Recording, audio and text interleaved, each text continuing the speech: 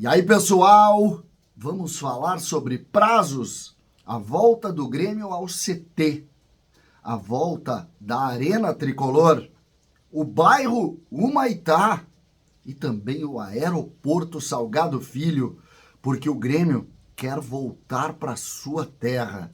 César Cidade Dias falando de Grêmio aqui no YouTube, papo de gremista para gremista. Agora, a hora é de MediaNet, uma empresa de Canoas tão tocada pela enchente e que tem 100% de fibra ótica e atende todo o Rio Grande do Sul, região metropolitana e também Porto Alegre. Vamos ter internet de verdade, 100% fibra ótica de uma empresa que está ajudando a sua comunidade, montando formas também de seguir muito forte.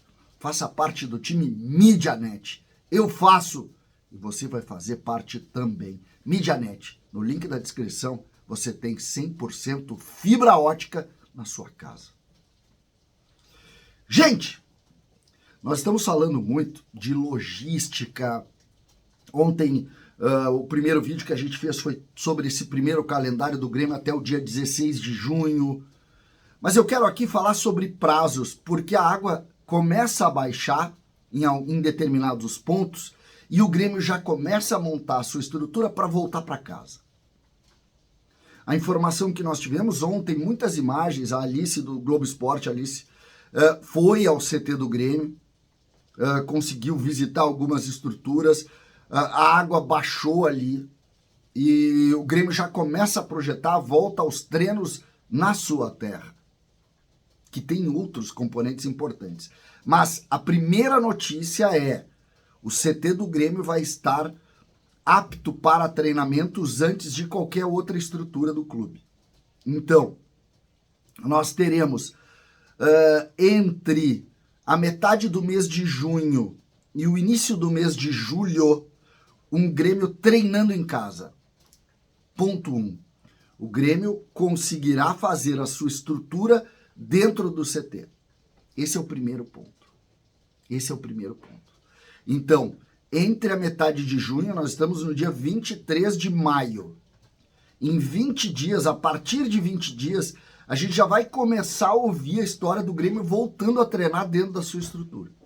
Então, como o Grêmio joga até o dia 16 de junho fora, e isso já está marcado, nós começamos a ver, de repente, na volta do jogo do Jacone contra o Botafogo, a essa possibilidade do Grêmio já voltar dali para a sua estrutura. Aqui a segunda informação: o Grêmio quer treinar aqui e jogar em Caxias do Sul, exatamente para ter a relação com a sua terra, a relação com o torcedor do Grêmio. Porque aí a gente chega no segundo ponto, que é a arena. E a arena, a expectativa é outra, completamente diferente. Ainda se vai avaliar o tamanho do estrago da enchente para a arena. O tamanho do estrago. Então aqui um ponto que me parece que não se pode nem começar a fazer previsão. Nem se começar a fazer. Então quando tu tem a estrutura de treino, e aí depois eu vou falar dos outros dois pontos, que é o aeroporto e o Humaitá.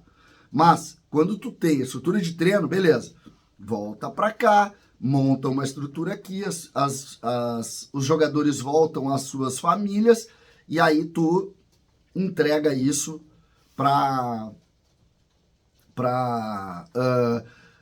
pelo menos tu estar no teu habitat natural para treinamentos. Ponto 1. Como não se tem nenhuma previsão da arena ainda, que precisa fazer essa avaliação, nós vamos para o aeroporto. Porque o Beira-Rio, ele deve estar liberado mais ou menos no mesmo prazo do CT do Grêmio. Essa que é a leitura. E aí surge a ideia do Beira-Rio ser sede, mas o Grêmio já fala em Caxias. Então, inicialmente, também não se sabe muito do Beira-Rio. E aí nós vamos, e eu digo Beira-Rio não como uma hipótese, mas como um estádio em Porto Alegre. Só que aí a gente vai para o aeroporto. E no aeroporto, nenhuma previsão. E talvez seja a mais complexa das estruturas para funcionamento, muito mais do que um estádio de futebol. Que o estádio tu adapta. Ah, isso aqui não deu, estragou o vestiário, bota e improvisa. O aeroporto não dá para improvisar nada. E hoje, por exemplo, pela manhã na Rádio Gaúcha, se entrevistou o ministro de Portos e Aeroportos e ele disse: estamos trabalhando o máximo, mas ainda não temos uma avaliação possível. Primeiro, que a água não baixou ali. E segundo, porque essa estrutura talvez não esteja à disposição até dezembro. E aí termina o ano em Porto Alegre. Porque se tu não dá a estrutura para vir, tu não faz o jogo aqui. E aí entra todo o processo, aquele que a gente falou de logística. Imagina o Grêmio ter que jogar em Fortaleza. O Grêmio não tem por onde sair. O Grêmio precisa pegar um ônibus, ir até Caxias do Sul, pegar um avião de Caxias e sair. Essa é a realidade. Essa é a realidade. Então, dentro dessa situação é que começam a surgir os problemas. E aí a gente chega, por último, no bairro Maitá.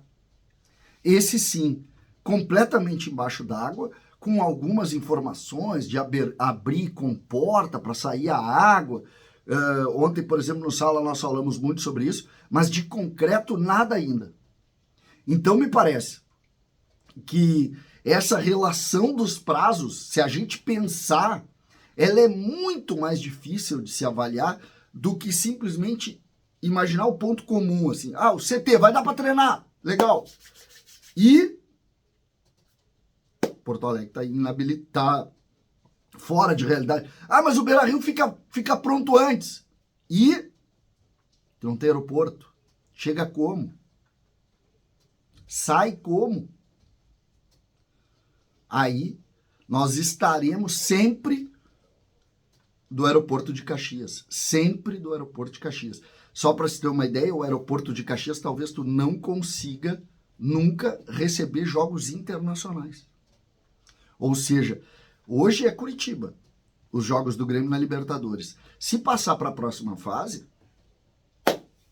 não vai poder, nem que se criasse uma ideia positiva do Grêmio jogar no Beira-Rio, que eu nem considero ainda, porque Porto Alegre, que é o centro, cujo centro técnico, entre aspas, é o Aeroporto Salgado Filho, não vai estar habilitada. Não vai estar habilitada. O Maitá, por exemplo, ninguém sabe quando vai abrir, ninguém tem uma resposta. Então, são essas as situações que deixam estes prazos ou essas notícias um pouco mais complexas do que simplesmente liberamos o campo de treino. E mostrei para vocês que não é tão fácil.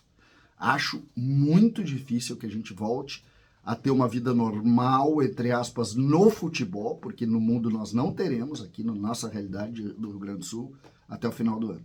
Claramente isso mostra que vamos ter que nos adaptar, vamos ter que entender uma adaptação muito diferente até que as coisas se resolvam.